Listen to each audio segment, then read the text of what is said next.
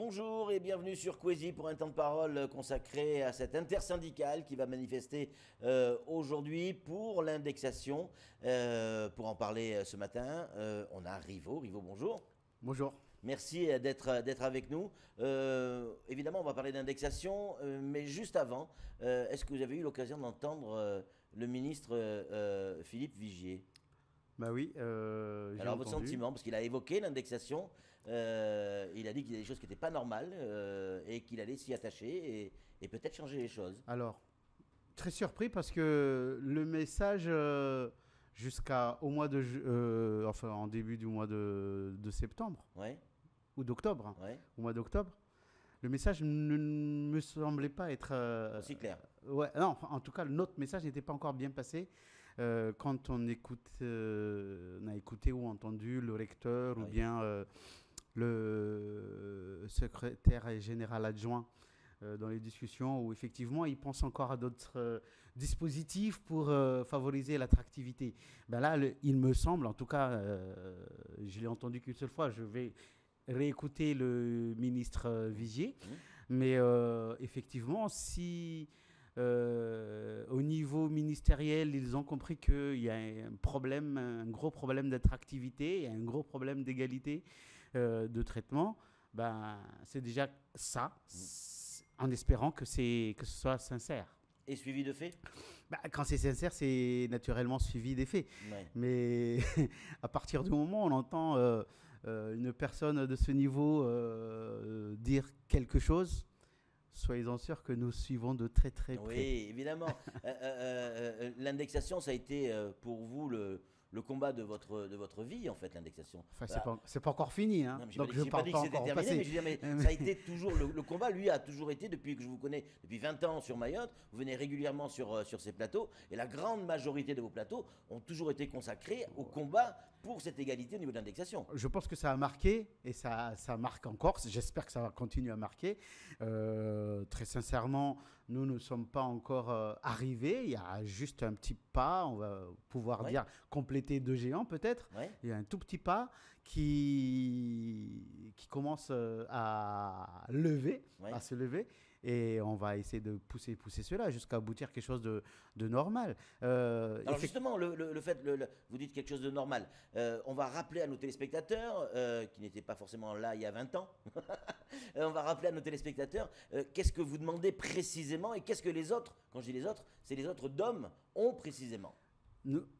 Les départements de l'Atlantique, Antilles-Guyane, enfin Antilles et Guyane, sont à 40%. Mayotte aussi à 40%. La Réunion, Là, on parle d'indexation. d'indexation. Hein, C'est-à-dire qu'on rajoute 40% à au votre salaire. Voilà. Et à La Réunion, ils sont à 53%. Il était question, jusqu'à quelques semaines, il était question d'aligner Mayotte sur La Réunion. Vu le contexte, vu les conditions de travail, vu les conditions de vie à Mayotte, pour nous, et nous l'avons dit à 2 ou 3 reprises, en tout cas en réunion à la préfecture et au rectorat, qu'il n'est plus question aujourd'hui pour nous de parler d'alignement sur La Réunion. Ah, Bah oui. ça va poser un problème là. Ça peut poser un problème. De toute façon, ça a toujours été un problème. Mais il est clair qu'on ne peut pas dire un alignement sur La Réunion alors que tout le monde sait qu'à Mayotte, c'est plus difficile qu'à La Réunion. Hein, Donc tout le monde aujourd'hui, sait vous cela. demandez plus que la Réunion. Je pense que là, je ne trahis pas la Alors, vous pensée demandez de tout le combien monde. autour de l'indexation? En tout cas, on ne parle pas d'alignement, plus D'accord. que La Réunion. D'accord. C'est très clair et je pense que ça a été dit et je pense que ça a été Ce qu'a dit le entendu. ministre, c'est pas tout à fait ça. Il lui a parlé d'alignement sur la Réunion. Ça dépend des informations qu'a reçues le ministre. Ouais. Mais comme il ne nous a pas encore entendus, Ouais. reçus, on va dire, il y aura peut-être des ajustements à faire dans les transmissions d'informations. Mais en tout Ou dans la état de cause, négociation. déjà, il y a une chose qui me semble positive. C'est que le message de l'augmentation du taux d'indexation des salaires a été entendu au niveau ministériel. Ça, c'est bien. Maintenant, il y a d'autres démarches, d'autres actions, d'autres passer à l'acte. discussions que nous réclamons et qui va devoir être mises en place. Sinon, on sera toujours là. Ouais. Il va quand même y avoir, j'imagine, cette manifestation prévue aujourd'hui, ce rassemblement. Il est prévu quoi au programme aujourd'hui? Il faut que le ministre nous croise quelque part. Mais apparemment, il a dit qu'il allait vous rencontrer. On va être reçu ce soir par une conseillère chargée de développement durable, du transport et tout ça. Bon, on parle d'indexation. On parle d'indexation, certainement. Donc on va, quand on est reçu, on y va et peut-être qu'il y aura un rendu.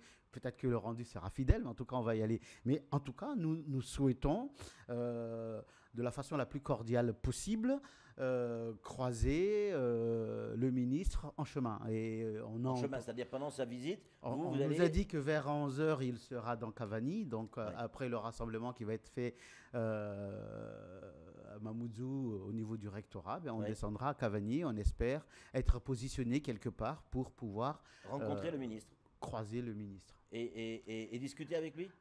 Il n'y aura pas seulement d'échange de mains, mais il y aura certainement quelques mots en espérant que Monsieur le ministre, déjà là en direct, nous confirme ce qu'il a dit sur votre antenne. Eh bien, en tout cas, c'est tout le mal que l'on vous souhaite. Aujourd'hui, j'aimerais qu'on parle aussi des écoles et des plus petits du côté de Vaïbé et de Koungou. Il y a quelque chose de terrible qui est en train de se passer. Les gamins ont école 2 demi-journées par semaine. Vous découvrez ça maintenant? Non, je ne le découvre pas, mais... Vous découvrez ça maintenant. Il fallait aussi écouter ce qui s'est passé au mois de septembre. Moi, je connais une école où sur 3 semaines, l'école n'a fonctionné que 8 jours. En cumulant, en cumulant les... Non, mais là ça va se compter en mois, Ribo, c'est pas pareil. Oui, non, mais le problème, c'est que ces éléments-là, ces informations-là ne sont pas prises au sérieux quand c'est dénoncé. Tout le monde essaye de cacher par-ci, par-là ce qui se passe sur le terrain. Là, on compte le nombre de jours. Moi, j'aimerais qu'on compte le nombre d'enfants qui ne sont pas scolarisés, qu'on compte le nombre d'écoles qui nous manquent, qu'on compte... Voilà. Il a évoqué la construction des écoles. 130 millions 130 millions, 130 000 euros, c'est ce qui est... nous, on avait déjà entendu 500 millions. Moi, j'aimerais bien savoir, par exemple, ce que nous avait annoncé en 2018. Oui. 2018, on nous avait parlé de 500 millions pour le premier degré, 500 millions pour le second degré. Moi, j'aimerais savoir, sur les 500, combien on a mangé, combien Mayotte a utilisé, combien les élus de Mayotte ont utilisé pour la construction de nouvelles salles de classe. Moi, j'aimerais bien savoir. C'est une question qu'on pose tout le temps. Alors, on nous trouve, ah oui, problème de foncier, voilà.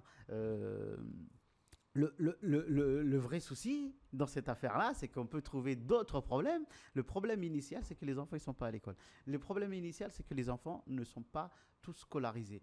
Et puis après, les autres problèmes, c'est des problèmes en plus. C'est des accumulations de problèmes. Mais le souci que tout le monde doit se dire et s'accorder, mais j'ai compris aussi que ce n'est pas la priorité de tout le monde, ce n'est pas la priorité de tous les élus, la construction des écoles. On nous dit on construit tout le temps, il y en aura... Non, entre 2012 et aujourd'hui, j'aimerais bien savoir, en 2012 et aujourd'hui, avec les millions d'euros accordés à Mayotte, combien de nouvelles salles de classe entre 2012 et aujourd'hui? Nouvelles salles de classe, je dis bien nouvelles, pas de restauration, d'extension, nouvelles salles de classe. On a besoin aussi d'enseignants, Rivo.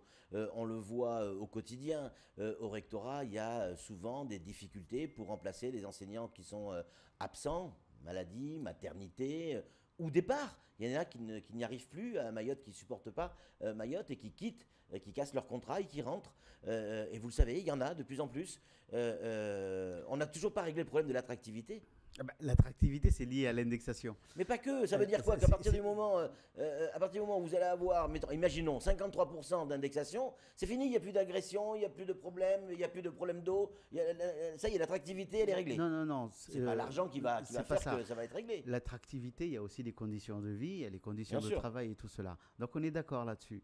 Mais dans le premier degré, parce qu'on recrute quand même beaucoup au niveau local, dans le premier degré, le problème d'attractivité se ressent moins que dans le second degré.